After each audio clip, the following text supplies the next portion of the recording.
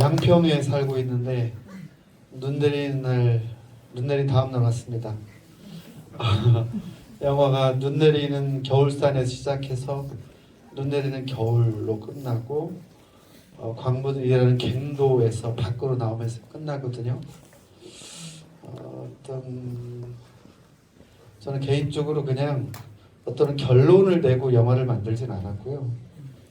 있는 사실들을 좀 잘 드러냈고 각자의 주장과 또는 그 시대가 만들어내는 여러 상처들을 있는 그대로 드러내고 오늘 사는 우리가 무엇을 할 수 있을지 또는 우리네 삶은 어떻게 살아야 될지 누구랑 투쟁해야 될지 어떻게 투쟁해야 될지 여러 가지 질문들을 좀 던지고 싶었습니다.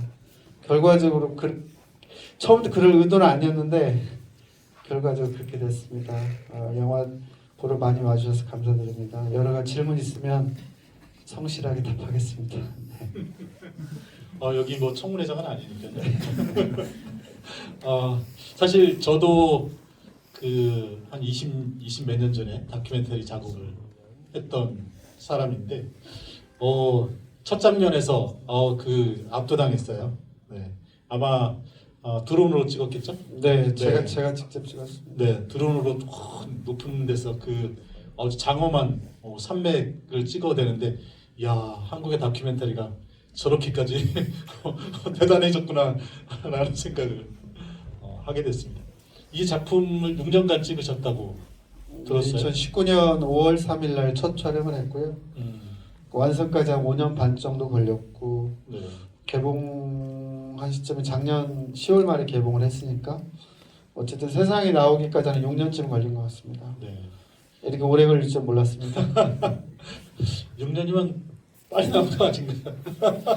빨리 나온 건 아니고 평균보다는 약간 길어진 것 같습니다. 그런가요? 후반 작업하고 동의받는 작업 여기 나온 출연자들이 서로 싸우고 있기 때문에 지금도 서로 대립하고 있거든요. 네. 그래서 이분한테 동의를 받으면 저 사람이 싫고 그 과정들을 계속 반복해 가면서 추가 촬영도 하고 네. 어떤 때는 좀 개봉 안 할 생각도 하고 떼치울 생각도 좀 했었고 그렇죠. 싸우기도 하고 그러다 보니까 시간이 더 걸렸습니다. 그러면은 2019년에 네, 5월 3일 네. 날 찍었습니다. 어떤 계기로 작업에 들어가게 된 거예요? 여기 영화에 보면은 화자가 나오죠. 황인욱 씨, 네. 형님이랑. 정선지역사연구소 소장. 네. 그러니까 황인욱, 그러니까 그 사북항쟁동제 회장은 황인오고 네. 황인호의 동생 황인욱. 이 작품의 화자죠. 내레이터. 황인욱 소장이 저희 대학교 1년 선배고 제가 20살 때 40년 전에 대학에서 만났고 황인욱 소장은 감옥을 한 8년 갔어요. 보안관찰 10년, 국가보안법. 그리고 오랜 힘든 시절 보내고 이제 고향에 내려와서 아이들 인문학 교육하고 지역사 연구하고 도서관 만들고 이런 일을 했고 그러다가 저한테 2019년 4월에 전화가 와서 내년이 사북항쟁 40주년인데 그걸 좀 같이 좀 해봤으면 좋겠다라는 전화를 10년 만에 받고 제 마음의 빚도 좀 있어서 왜냐하면 감옥에 8년 있었는데 황인욱 선배가 제가 한 번밖에 면회를 못 가거든요. 쫄아가지고 면회 간 것도 기록이 되니까 제 친구는 유문 편지 보내면 저는 보내지도 않았어요. 그것도 걸릴까봐. 그래서 황인욱 선배가 10년 만에 전화가 와서 궁금증을 가지고 인욱이 형이 고향에 가서 뭐 하는지 좀 알아보려고 사북 사건이 뭔지도 궁금하고 해서 갔습니다. 네. 사실 사북 사태라고 많이들 알고 있잖아요. 네, 사북 사태. 저희가 광주 사태 이렇게 이해했던 것처럼 사북 사태로 알고 있었고 광부들이 난동 사건. 난동을 피웠다. 그런 정도로만 아마 우리 사회에 알려졌고 잊혀진 사건이었죠. 어떻게 보면 잊힌 사건입니다. 네, 거의 강제로 잊힌 사건이라고 봐야죠. 네. 그러니까 지금 그런 어떻게 보면 이제 한 지역 사북이라고 하는 한 공동체가 함께 기억하고 있는 그 어마어마한 사건인데 그 사건 자체가 그냥 통째로 잊혀져 가고 있었던 거죠. 자그마치 40년 가까이. 그러니까 되게 미스터리하죠. 네. 사실 이 사건은 현대사에서 매우 중요하고 만약에 이때 여기 보면은 공수부대 투입 작전을 수립을 하잖아요. 11공수여단이. 근데 만약 이때 이 광부들의 투쟁이 더 확산되었으면 유신 체제가 붕괴될 수 있는 상황이었거든요. 다시 말해서 이 사북 사건은 왜 중요하냐면 서울 지역에서 대학생들이 하는 시위와 다릅니다. 3천여 명이 공권력을 완전히 무력화시키는 싸움이거든요. 무기고를 손에 넣고 대치할 수 있는 싸움이었고 사실 이 사태가 수습이 되었지만 이 사건 직후에 전국적으로 노동운동이 아주 광범위하게 일어나고요. 부산의 동국제강 같은 데에서는 이 사람들 동국제강 철강에서잖아요. 수천 명이 스파이프를 들고 공권력과 정면을 싸웁니다.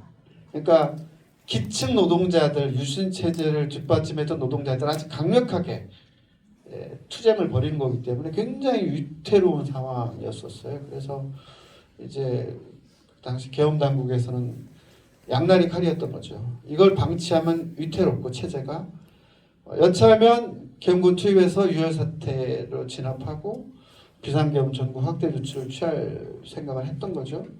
두 가지 트랙을 다 쓰고 있었던 건데 그만큼 이제 70년대 후반에 전국에서 핵심적인 사건이었는데도 잊혀진 이유가 몇 개 있는 것 같아요. 첫째는 이게 4월 21일 날 벌어져가 24일 날 사건이 수습이 되잖아요. 그리고 5월 7일부터 잡아가기 시작하는데 5월 18일 5.18 광주에서 대규모 저항이 벌어지잖아요. 그래서 계엄군은 200여 명을 죽이고 광주를 유혈 진압하고 그 사건이 워낙 커서 거기 묻힌 게 크고요.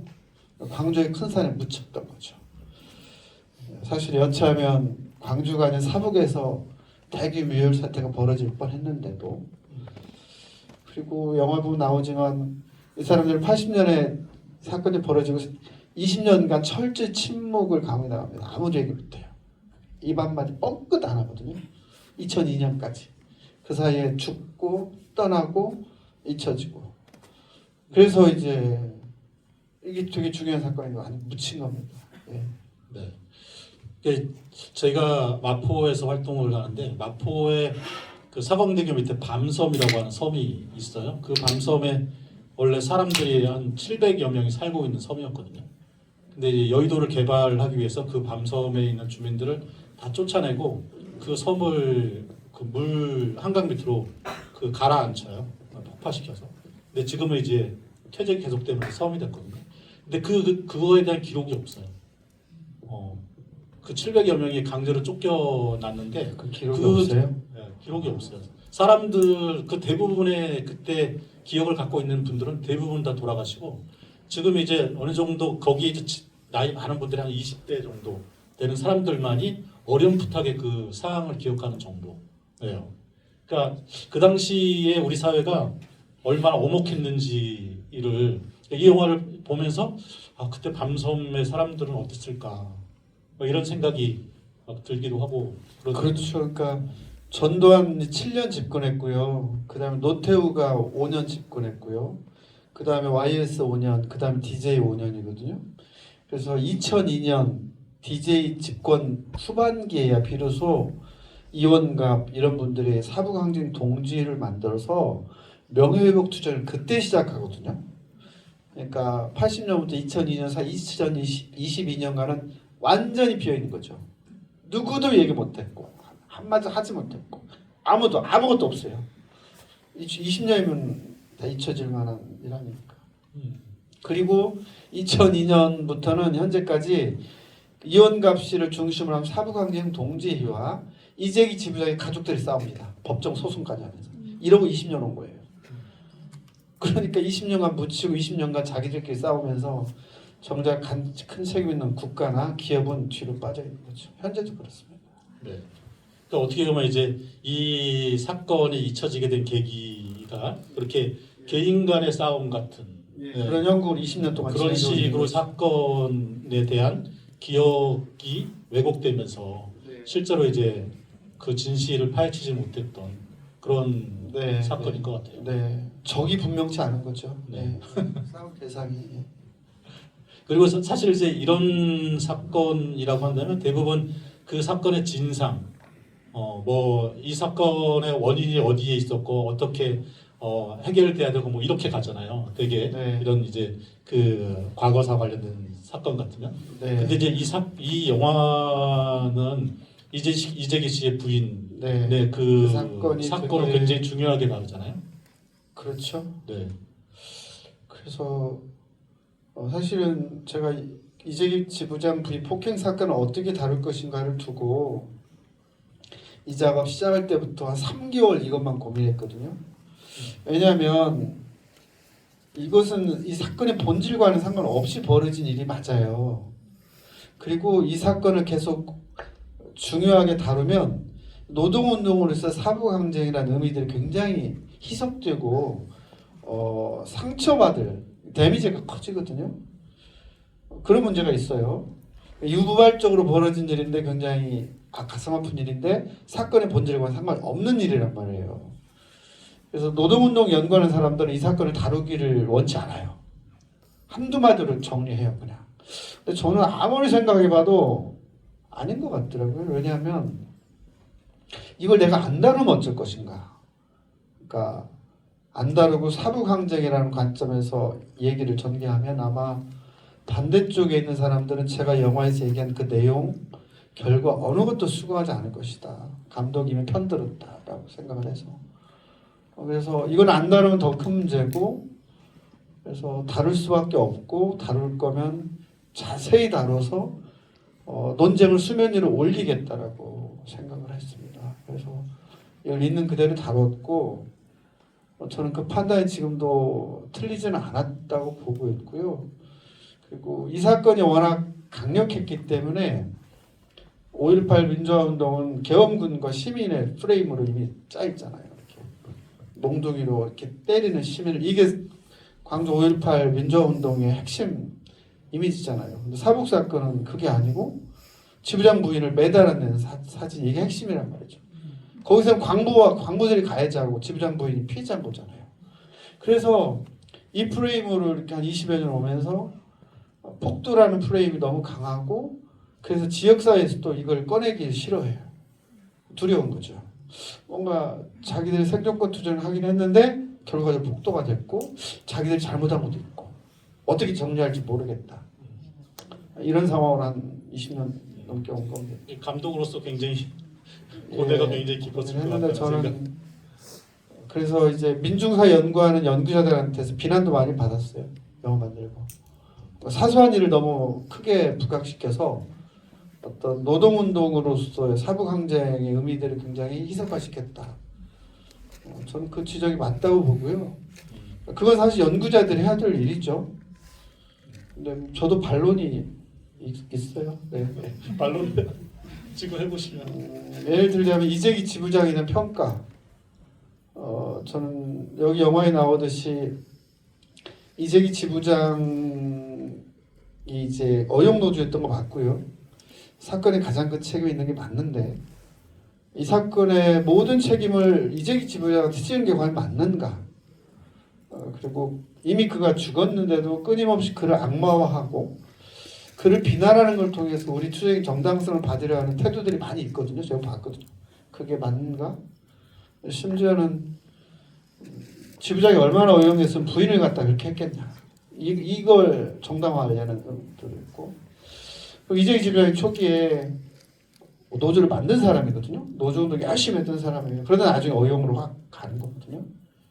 그 1,700만 원 횡령 금액은 제가 보기 틀린 것 같아요. 왜냐하면 그게 69년에 1,700만 원이거든요. 월급 2만 원 받을 때예요.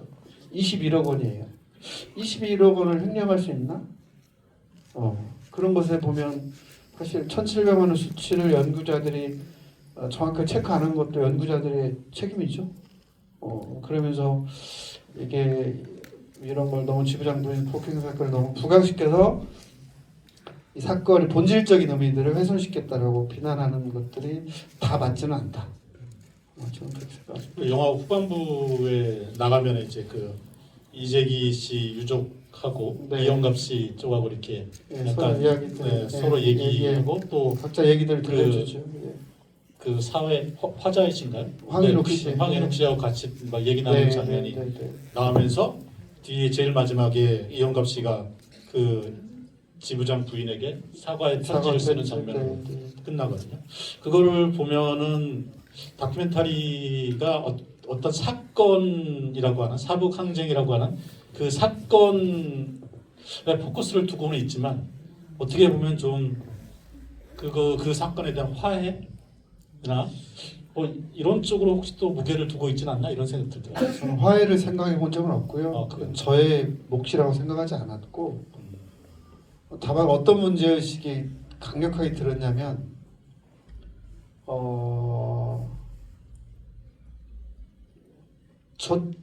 저쪽의 책임이 99개고 우리의 책임이 1개라고 해도, 1개가 우리의 오류라고 해도 그 오류 때문에 우리는 비판받을 수 있고, 그 오류를 인정하는 것들이 필요하다고 봤습니다. 그러니까 광부들이 집단적으로 당한 고통, 고문당한 피해들 이런 것들을 그 양과 이재기 지부장의 가족이 당한 고통의 양을 비교해 보면 부피로는 광부들이 가족들이 당한 고통이 훨씬 크죠. 수가 많으니까. 근데 그렇다고 해서 이재기 지부장의 가족, 특히 김순희 씨가 당한 그 가족들이 당한 고통, 그리고 이재기 지부장은 쓰여지고 버려졌는데 결국에는 그들이 겪은 고통이 또 적다고 말할 수 있겠는가라는 생각을 했었고, 어떤 뭐랄까, 우리의 투쟁 과정에서 과오가 있다면 저는 인정하고 가는 게 좋다. 그게 상대방을 설득하는 길이다라고 생각을 했어요. 그래서 국가의 사과를 받으려면 이게 필요하다고 봤습니다. 왜냐하면 우리의 오류를 인정하지 않는데 상대방이 자신의 과오를 인정할까요? 먼저 손을 내미는 게 필요하다고 생각을 받고, 그런 의미에서 이영갑 선생이 이제 황인욱에게 설득을 당한 거고, 저는 그게 필요하다고 봤고, 그건 이영갑 선생의 좀 용기 있는 결단이라고 생각을 했습니다. 네. 그 제가 질문하는 것보다 여기 또 같이 영화를 보신 분들이 계시니까 여기 계시는 분들이 네 저기 제일 먼저 네, 저쪽에 분이 먼저 손을 드셨습니다. 네, 저는 정부에서 올라갔어요. 정부에서까지. 네. 이 영화가 좀 궁금했거든요. 왜냐면 제가 30대 때 사북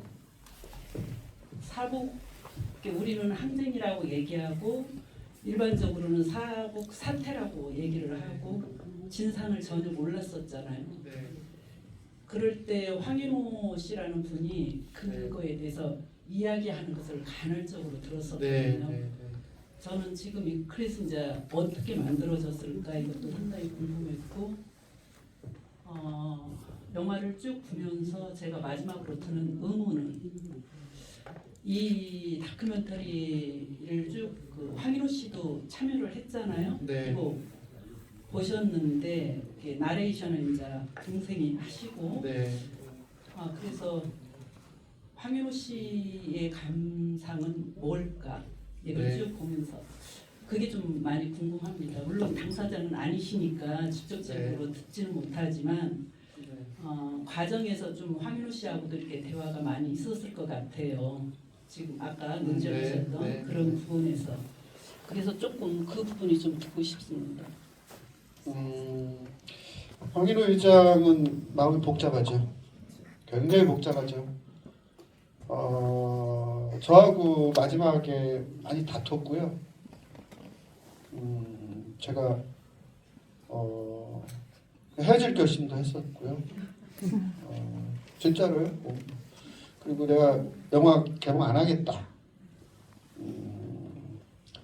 왜냐하면 내가 영화를 개봉해서 인호 형님하고 황인호 형하고 둘이 형제간 의절하는 걸 보고 싶지 않다. 그리고 제가 이런 말도 했어요. 형님이야 뭐 그 고문받고 싸우고 살아난 강력한 사람이지만 형님 동생 황인우군요. 데미지 받으면 안 된다고. 저는 그런 걸 원하지 않는다고. 그 정도였는데 굉장히 복잡합니다. 그러니까 영화에도 얼핏 나오지만 황인호는 사실 그 84년도에 처음으로 사북사건 진상보고를 쓴 사람이고 본인 인생의 사북이 제일 중요하고 그 일로 인하여 그 이후에 그 굉장히 그 가정이 굉장히 많은 순환을 겪었고 그게 출발이었어요 사북이. 그리고 무엇보다도 이 피해자들 진상규명 명예회복이 중요하고 근데 그 과정에서 친구인 이종훈 그 아버지 그러니까 이재기니까 그 가족과 이제 의절을 했고 서로 적대적이고 소송도 하고 근데 그걸 부차적인 문제라고 보는 거죠. 그 사건의 본질과 상관없고 오히려 당신들이 아버지를 대신해 사과해야 되는 거 아니야 이런 입장이고 근데 영화는 그렇게 결국 안 나왔고 마음이 아주 복잡합니다. 저도 그래서 그걸 생각하면 전 마음이 좀 아픈데 저희 선택은 이걸로 결정했기 때문에 마지막에 얘기했어요. 회장님 저는 최종적으로 형님 요구 중에 이건 수용하는데 이건 수용 못합니다. 형님 알아서 하세요. 저는 이게 옳다고 봅니다. 그리고 이게 내가 생각하기에 국가의 사과를 받고 광부들 명예를 회복하는 데서 제가 할 기여는 이거라고 봅니다. 저는 사북 항쟁이거나 다큐 만드는 게 아닙니다. 형님 마음대로 하지 마세요. 라고 막 질렀는데 그래가지고 한 달간 얘기 안 하다가 다시 저한테 화해의 손을 내밀어서 지금 누나랑 또 지내고 있는데 어떻게 될지 모르겠습니다. 네, 또 다른 부분. 복잡합니다. 네, 저기 선생님. 네, 저도 거의 같은 질문이긴 한데 네. 그렇게 이제 대화를 하시는 사이니까 그 아까 뭐 횡령금 1,700만 원에 대한 그거에 대한 거는 네. 확실하게 이건 팩트니까 어떻게 느끼느냐의 문제가 아니라 네. 그 보고서를 예전에 저도 읽었는데 왜 그렇게 쓰셨는지 그 물어보셨나요? 기억이 안 난다고 얘기하셨고요. 정정하실 생각은 없으신지도 물어보셨나요? 때가 되면 얘기한다고 그랬습니다. SNS로. 노동운동에 있어서 그러니까 한국 노동운동의 핵을 긋는 투쟁이라고 보거든요. 맞습니다. 네, 매우 네. 획을 긋는 투쟁이 핵을 맞습니다. 긋는 투쟁이라고 보는데 이제 여기 영화에서 영상이나 너무 정말 잘 찍었고 정말 그 아주 성공적이라고 봐요. 그런데 이제 내용에 있어서 구체적으로 이제 다룬 거는 좋지만 어떤 관점에 있어서 이제 그 사실 그 이재기라는 그거는 사장의 하수인이잖아요. 그 네, 기업가의 말은 있죠. 하수인. 그렇게 되고 하수인이고 이것이 어떤 노노 간의 갈등으로 정권은 어떤 지배자들은 그렇게 몰고 가거든요. 근데 이게 본질인데 이런 부분이 좀 간과된 게 아쉬웠어요. 근데 다큐멘터리 하더라도 작가의 어떤 그 거기에 기획에 따라서 그런 부분들이 좀 취급이 됐다면 좀 이 영화가 노동운동의 어떤 한 획을 그은 그 사북 항쟁으로서 좀 더 의미가 있지 않았겠나 하는 좀 그 아쉬움이 좀 남습니다. 예. 영화 만나서 수고 네, 많으셨습니다. 아마 그런 관점으로 제가 했다면은 사실 이재기 지부장 부인 폭행 사건도 이렇게 길게 다룰 필요 없고요. 이재기 지부장 자식들의 항변도 필요 없을 수 있습니다. 그러니까 선택이었던 거죠. 그러니까 제가 지금 한 방식이 있고 금방 선생님이 말씀하신 대로 현대사 노동운동사라는 관점에서 하는 방법이 있었고 저는 이제 현재의 방법을 선택한 것이고 더 많은 연구자들이 노동운동의 관점에서 또는 당시 신군부의 의도, 숨겨진 의도들이 굉장히 중요하거든요. 그런 관점에서 다시 한번 재해석하는 작업도 필요하다고 봅니다.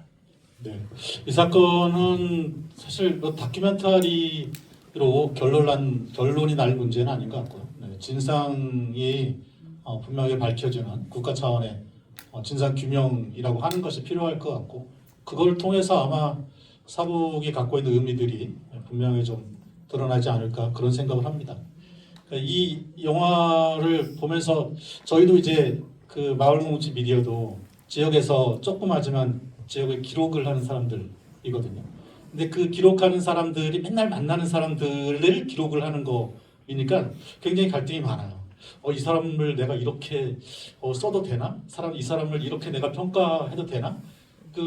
그걸 이제 평가를 하고 나면 나중에 꼭 소리가 들어오거든요. 그러면 도대체 나는 지역에서 어떻게 어떤 포지션을 잡아야 하느냐, 이런 그 기록하는 사람으로서의 갈등들이 매일매일 일어나는데 아마 그런 갈등을 크게 겪으셨을 것 같고요. 뭐 마지막으로 저는 이 영화를 보면서 굉장히 여러 가지 생각이 들었어요. 그 중에서 뭐 이 영화가 이제 사부 항쟁이 갖고 있는 어떤 그 진실을 규명하려는 문제, 그리고 개인 간의 갈등의 문제, 이것도 있지만 어떻게 보면 또 우리의 삶이라고 하는 것이 계속되고 있구나. 저런 어려운 고난을 겪고 그런 분들도 저렇게 여전히 살고 계시고, 그 이영갑 씨 보면은 그 분이 하는 식당 이름이 희락정이잖아요. 식당은 아니고 아주 네. 예전에 식당을 했었습니다. 희락이라고 하는 것이 저런 고통을 받으시고 저런 어려움을 받으신 분이 저런 이름을 지은 식당을, 와, 이런 생각을 하니까는 참 삶이라고 하는 것이, 우리가 살아가고 있는 이 삶이라고 하는 힘이 굉장히 대단하다라고 하는 것, 그런 생각을 좀 하게 됐습니다. 네. 굉장히 한 가지만. 네. 그러면 짧게. 네. 네. 아주 짧은 질문인데 네. 맨 마지막에 이원갑 어르신이 편지를 쓰는 장면이 나오잖아요. 네. 그 손편지가 네. 그 이재기 쪽 분들에게 영화 밖에서 네. 현실에서 전달이 됐을까요? 지금 적절한 타이밍이 아닌 것 같아서 전달은 안 됐고요. 아직도 전달 안 했어요. 다만 이제 이 영화를 이재기 자식들 4명이 봤거든요. 같이 보셨나요? 혹시? 예, 따로따로 봤는데 네. 이재기 지부장 자식들 영화를 봤고, 보고 나서 저랑 같이 밥을 한번 먹었어요.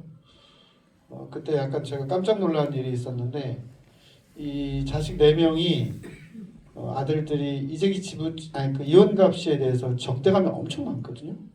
그래서 호칭을 할 때 평소 이원갑이라고 해요. 이원갑이가. 근데 그 말도 부드러운 표현이 아니에요. 이원갑이가. 근데 그날을 이제 얘기를 하다가 이원갑이가 아니지. 박 감독 앞으로 우리가 이원갑 씨라고 부를게요. 이원갑 씨가 이렇게 얘기했어요. 그러니까 그건 이제 이 영화를 보고 나서 이제 마지막 이원갑 선생이 어쨌든 책임을 지고 대표하여 사과 편지를 보낸 것을 보고 일종의 이제 적장에 대한 예우를 갖추겠다라는 걸 좀 봤습니다. 적장에 대한 예우. 이거 싸움의 기본이거든요. 사실은 이 사건을 둘러싸고 이재기 지부장에 대한 엄밀한 평가 더 해야 되고요. 그가 훨씬 더 어용이었을 수도 있고요. 책임을 더 크게 물어야 될 수도 있고요. 그럼에도 불구하고 뭔가 서로 격식을 갖추고 상대방의 말을 인정할 건 인정하면서 싸우겠다라고 가야 결론이 나는 거거든요. 합의가. 그런 점에서 보자면 영감 선생님 편지가 울림을 준 것 같고요. 편지 내용 굉장히 진실되고 굉장히 깁니다. 그래서 원본은 이원갑 선생님 갖고 있고 사본은 제가 갖고 있는데 때가 되면 전달이 될 거라고 보여지고, 아주 먼 훗날 제 바람은 이재기 지부장의 자식들이 사과하기를 바라요. 아버지를 대신해서. 이 많은 고통, 광부들이 당한 수많은 고통과 눈물과 상처에 아버지의 책임이 크다는 걸 인정합니다. 아버지를 대신해 사과드립니다. 근데 지금은 자기들의 분노가 너무 크니까 못 보는 거죠. 내 어머니 그렇게 당했으면 저는 용서 안 줄 것 같아요. 어머니는 무고하잖아요. 근데 아무도 사과하지 않는 거죠. 국가도 사과하지 않았고, 어머니 사진을 이렇게 대문짝만 이용한 국가도 사과 안 했고, 가해 당사자들은 누구든지 특정이 안 됐고, 당시에 광부들 대표한 이윤갑 씨들은 사과도 안 하고 자기들 민주항쟁이라고만 얘기하고, 그러면 우리 어머니는 뭐냐 이거죠. 당신한테 당하고, 그리고 우리 아버지는 늘 매도하고 늘 악마화하고 비난하고, 감정이 그게 가지 않겠습니까? 그런 점에서 이윤갑 선생의 사과 편지는 그 하나의 작은 변화의 물꼬라고 봅니다. 한 가지만 더 네. 질문요. 그 이원갑 선생님이 손편지를 쓰는 장면이 카메라 앞에서 이루어지고 있는데 네. 그것이 100% 그 이원갑 어르신의 자발적인 의사셨나요? 황인욱의 설득이죠. 설득과 예, 본인의 어떤, 저는 처음에 되게 되게 완강하셨었고요. 그러다가 이제 저는 세월임이라고 보는데 당신도 이제 죽음을 얼마 안 남겼잖아요. 그래서 뭔가 이 문제를 매듭 짓고 가야 되겠다라는 판단하신 게 아닌가. 그런 것들이 이제 헤쳐져서 마지막에 그런 한 거고 편지 내용이 진실되지 않았으면 저 편집에서 안 썼을 것 같아요. 제가 찍었거든 혼자 2023년 2월에. 그러면 세 분이 함께 있는 자리에서 직접 아니요 이영갑 선생하고 저희가 둘이 있는 제가 찍었어요. 네. 오라고 해서 저한테 연락이 와서 편지 내용 4페이지고 굉장히 절절해요. 다 밝히진 제가 못했는데 그래서 그 편지 내용성이 당신 진심이다. 그리고 이 편지가 어떤 이 영화가 지향하고 있는 역사적인 평가를 하는 과정에서 국가의 사과를 받아내고 사북이라는 지역의 미래에 도움이 됐으면 좋겠고 어떤 역사적 논쟁들을 어떻게 풀어갈지 고민의 근거가 됐으면 좋겠다. 이런 것에 도움이 되겠다라는 생각을 해서 고민을 하다가 제가 마지막에 편집에 제가 넣었습니다. 네. 제가 감상적인 질문 하나만 드릴게요. 네. 보는 내내 마지막 굉장히 질문입니다. 가슴이 아팠거든요. 네. 근데 꽤 긴 시간 촬영을 하셨고 네. 말씀하신 대로 뭐 가해자와 피해자 또는 제가 많은 것들이 섞여 있고 고문당하신 분이 또 가정을 참 잘 어렵게 하시는 모습에 대한 네. 이런 것들이 나오는 것들이 네. 참 세월이 모질다라는 마음이 예전에 어르신들이 했던 게 많이 생각이 나더라고요. 네. 긴 시간 촬영을 하면서 네. 그 모습들을 바라보면서 네. 살아내는 힘이 어떤 걸지 어떤 힘이요? 살아내는 힘이요. 분들도 또는 아. 모두가 강인한 분만 계신 거는 아니기 때문에 네. 되게 다양한 분들이시잖아요. 감정도 네. 네. 네. 그러면 어떤 힘으로 살아내는 것이 감독님이 바라보는 힘인지 그렇게 어려운 질문. 요즘에 고민이 많이 되는 일이어서 전 어떻게 살아야 할지는 지금 잘 모르겠고요. 다만 이제 제가 10년 전에 이 영화를 만들었으면 좀 다르게 만들었을 것 같아요. 아마 노동운동의 관점에서 명확하게 이 사건의 역사적 의미들을 정리하고 국가폭력의 문제들을 폭로하고 기업주도 폭로하고 그리고 공권력의 음모도 폭로하고 아주 강력한 엔딩으로 끝냈을 것 같아요. 비타였죠. 그래서 여쭤보고 근데 이제 제가 이 작업하기 전에부터 들은 생각들 중에 뭐냐면 제 개인적으로 여러 가지 특히 세월호 후의 영상 기록을 오랫동안 하면서 그 뒤로 엄청나게 마음의 상처를 좀 받았거든요. 오랫동안 했는데 같이 했던 동료들과 틀어지고 특히 세월호 가족들의 그 모습을 보면서 굉장히 뭐랄까 절망감? 깊은 좌절감 같은 걸 느꼈어요. 오랫동안 좀 이 일을 안 하고 있었거든요. 산에 다녔는데 그때 제가 내렸던 결론 중에 몇 개가 첫째는 뭐였냐면 좋은 일도 오래 하면 안 된다. 두 번째는 인간의 욕망을 비난하면 안 된다. 세 번째는 저쪽 편에도 좋은 사람들이 있다. 이런 거였어요. 막 그런 것들이 여기 좀 반영된 것 같고 저는 그냥 그 강윤호 아저씨 있잖아요. 무죄 판결 받은 저는 강윤호 아저씨가 이제 결국 영화를 못 보셨는데 돌아가시고 저는 그냥 강윤호 아저씨를 기록해서 좋았어요. 돌아가시기 전에 이름 없는 한 광부의 모습을 세상에 남겨서 좋았고 그 다음에 제일 좋았던 순간은 그 시골에 농사 지으시는 신경 아저씨 그분의 옥중 편지 그 감옥 청주 교도소에 써내려간 옥중 편지 있잖아요. 한자를 섞어서 거기에 제2 선택과 노동기본 보내달라고 하고 우리의 희생으로 수많은 근로대중들의 처우가 개선되고 임금이 향상되면 더할 나위가 없다. 그거 발견해서 너무 좋았어요. 그리고 그 장면을 영화에 넣어서 좋았고 저는 그걸로 충분히 행복합니다. 네. 오늘 함께 해주셔서 감사드리고요. 이 영화를 보면서 드는 생각 하나가 또 있다면 12.3 계엄을 이겨내서 너무 좋았다. 우리가 다시 저 어목한 세월을 다시 살 뻔했구나. 영화 이런 개봉도 생각도 못하고 죽을 뻔했습니다. 하게 됐습니다. 네, 오늘 함께해 주셔서 감사드리고요. 네, 박봉남 감독님께도 네, 박수로 감사드리고 해주시기 바랍니다. 네. 자, 오늘 감사드리고요. 조심해서 돌아가시고 또 기회 되면 또 뵙겠습니다. 고맙습니다. 전국에 혼자 오셨나요?